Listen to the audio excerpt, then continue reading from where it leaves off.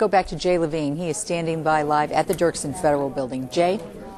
Roseanne, I've just been told that Governor Blagojevich was driven into the underground parking lot here at the Dirksen Federal Building about 15 minutes ago. He was in the back seat of a government car, having been brought over from FBI headquarters to the Dirksen Federal Building, where about an hour and a half from now he will appear before a U.S. federal magistrate who will deal with issues of his release on some kind of bond. The government, as you heard, will not oppose that kind of release, but that remains to be played out this afternoon. I think the statement which best characterizes the mood here was one that Patrick Fitzgerald said, where he said that Abraham Lincoln would roll over in his grave if he knew what was going on here now. He called it a new low in Illinois politics and described the conduct of Governor Rod Blagojevich while in office as a crime spree.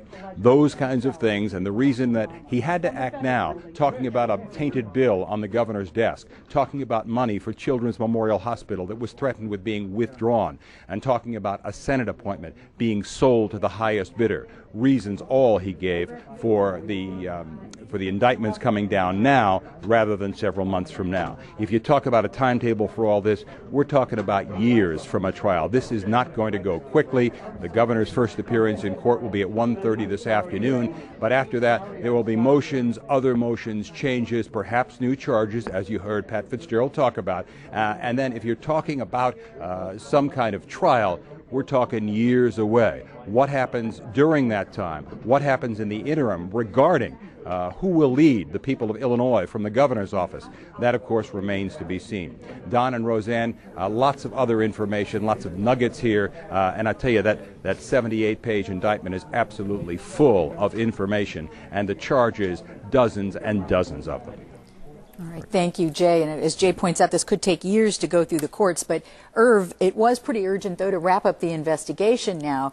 And tell us how that came down, because, of course, this Senate seat, he could have appointed somebody to the Senate in weeks. And he still could. He still has the power. He could appoint somebody to that Senate seat from prison. Exactly. He could be sitting in the MCC in that orange jumpsuit and still make that appointment. But it's still up to the United States Senate to overlook and overturn that decision. They control the membership of the United States Senate.